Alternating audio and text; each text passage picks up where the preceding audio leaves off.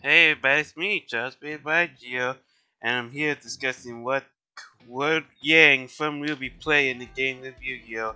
I'm sorry for my absence, and I know I'm late on this, but I got sick, so that did affect things. Also, unlike all the other times, I'm actually not going to go into too much detail about the character, and just go over basic traits to show that Yang would play.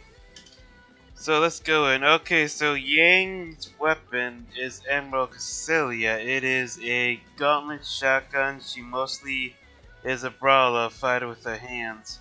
She does use her feet, but not that much. Her shotguns can also fire off explosive bombs as well. But the latest, well, that's those 7 volume upgrades that she can launch like sticky bombs onto her enemies. So we do know that from the get-go that she is mostly a person that prefers to use her hands over anything else besides, shotguns. So that does tell us that we are going to have to give her something like a archetype that is like a fist fighter, like a boxer type thing, something that uses fists for fighting rather than, weapons and whatnot. Must also keep in mind that Yang is the main DPS of Team RWBY. She is the main heavy hitter. No, Weiss doesn't count because she is support DPS for the most part.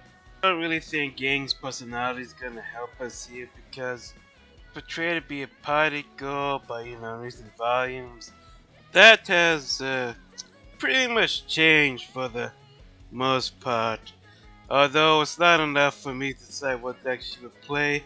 Lastly, we're gonna go on to her semblance, the one trick pony, blah blah blah. It is Albun, the name of it. So basically what Albun does is Yang can soak up so much damage, and then when she needs to, she can activate her semblance and give the Budge a charge of power, making her hair all shiny, her eyes red, and she kind of lights up like a Super Saiyan, say at the very least. And all the damage that she took turns into power now that she can unleash upon her enemy. So it's kind of like a last resort kind of thing. If you want to think of it that way, that's perfectly fine. So now we know that she is a brawler. Her personality is going to help them much. And her semblance basically gives her even more power and makes her look like she's going Super Saiyan. So for the decks to give Yang, I have come up with Fire Fist, Amazon, and Battling Boxes to choose for Yang. And honestly, I think Fire Fist is gonna take it. The reason is that she is primarily a fisticuff type of gal. Semblance does make her fiery, so I think that's a perfect fit for Fire Fist. So let's get into the deck profile. And we're yinging into the deck profile. Okay, so Fist of Gadgets did help this archetype out with giving us some new spot. So we are gonna go look at the first card, Brotherhood of the Firefist Panda. I'm just gonna be referring to the animal names from now on because they basically have Firefist in the name. And if a fire formation spell trap card is activated, you can special summon this card from your hand. Then you can special summon one Firefist monster from your graveyard, except you're not paying that. Also, you cannot summon monsters return except Firefist monsters. If Firefist monsters you control be destroyed by opponent's card effect, you can send one face-up fire formation spell trap card instead. That is very nice protection effect. We're running 3 of them because he special summons. I believe for the protections. This is more like a tech choice, Coyote. Coyote is good when you like nothing in your first turn or something like that, or you like you need monsters on the board. I'm just running 3 of him to get extra bodies onto the field. Brotherhood of Firefist Dragon. We are using him to set our trap card that we have in the deck. Also, we can use them to special summon monsters from the graveyard with Firefist monsters. We have triple Brotherhood. We have triple Elephant. He can special summon 5 monsters from the hand by sending a face-up 5 formation spell trap card to the graveyard. Also, we can target one 5 formation spell track card in the graveyard, shuffle it to the deck, and level 5 monster from a deck to the hand. We got 3 targets for that. Another tech choice, I'm running 2 Bear. When this card affects bad damage, we can set a 5 formation spell card directly from a deck. Once per turn, we can send a 5 formation spell track card to the graveyard and destroy a card. Rooster can gets effect if special summon enough 5 fist monsters effect. We can add 5 fist monster from a deck to our hand. And once per turn, we can send a 5 formation spell card to the graveyard. Set one from the deck. So that is pretty nice. And we have Raven. No, not Ruby Raven. 5 Fist Raven. Okay, so if this card is set for the field to graveyard, you can set 5 formation spell card from your deck. We can do that easily with Mirage when we normal summon it. And 5 formation spell track cards, you can control can have destroyed by your opponent's card effect. That is if it's on the field. If it's on the field. And there we go, 2 Leopard. Which, if we tribute a 5 fist monster, and we can do it, and we contribute him, we can set a 5 formation card on from a deck. So that is nice. Spirit, we will basically use him in tandem with Leopard. I'm sorry for my hiccups. He is a tuner that we can use for synchro. When he's normal summon, target 1 level 3 5 monsters with 2000 or less defense, the graveyard special summon and defense, and if you do, monsters you control can attack first the turn except these 5 monsters. So yeah, it's just basically a tuner for a synchro over here. And then we have 1 Buffalo. When he's sent to the graveyard, we can send 2 5 fist formation cards from the hand, or any 5 fist stuff basically from the hand or the field to the graveyard special summon him. We don't have to worry about them if we have Eagle out. And I'll get that in a bit. Brotherhood of Eland. Discard a card, set a formation, 5 formation spell card from directly from your deck or graveyard, which is nice if you if you're running out of 5 formations in your deck, you could do from the grave. When you put an activates boss effect, you can set up what face 5 fist or formation card you control the graveyard except by the 5 fist and get its effect. So that is also nice. 1 color by the grave because you know, we have to protect ourselves from hand traps. Triple tanky. Just to let you know, all of the spell cards, here, all of them give Fire Fist guys 100 extra attack.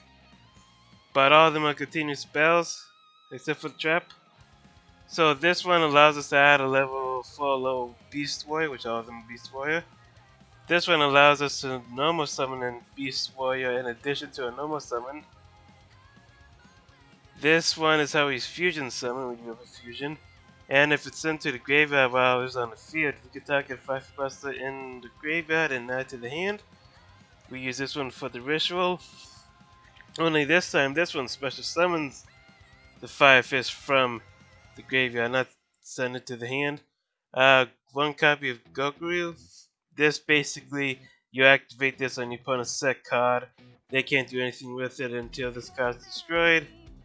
Yoku is good for basically nuking your opponent's field.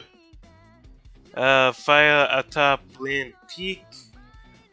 It gains counters for basically how many times you normal summon or special summon a 5 fist monster gets a counter.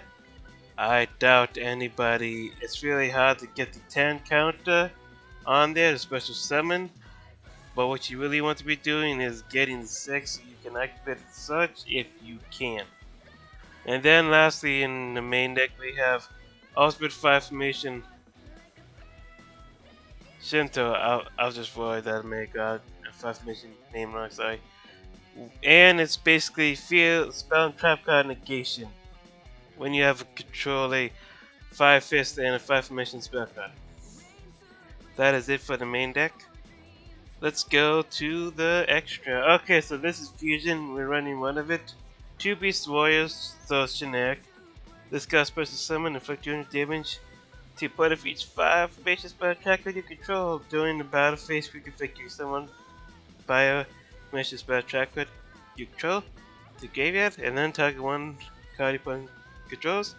Destroy it. Yeah. Okay, then we have Horse Prince, 1/5/2 and a 1 non-2, and then when this guy's Super Summon, you Super Summon 1 level 3/5 from your deck. After you Super Summon this card, you cannot Special Summon level 5 higher monsters for the rest of the turn. That's the only downside, but you're probably not going to do that, and you really don't have to worry about the level restriction because the rest of the stuff we got is ranks and exceeds. I mean links and exceeds, and we're not really going to be using a level 5 monsters after we summon him, to be honest. So we have 2 Brotherhood of Firefist Tiger King. When he is XYZ summon, we could set a 5 formation card, spell trap from the deck, and once per turn we can detach material from the sky, negate all face-up effects, monster effects currently on the field except Beast Warrior, until the end of our opponent's turn. When this card is sent from the field to the graveyard, you can send 3 5 formation spell trackers you control to the graveyard.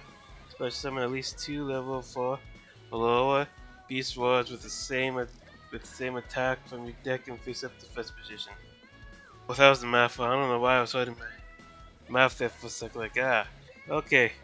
So, Cardinal, we can detach 2, then tuck 2 5 formation cards in the graveyard, face up on the field, and 2 cards of opponent's graveyard. I'll face up on the field, shuffle those targets back to the deck, so it's nice recursion, and helps clear opponent's board a bit.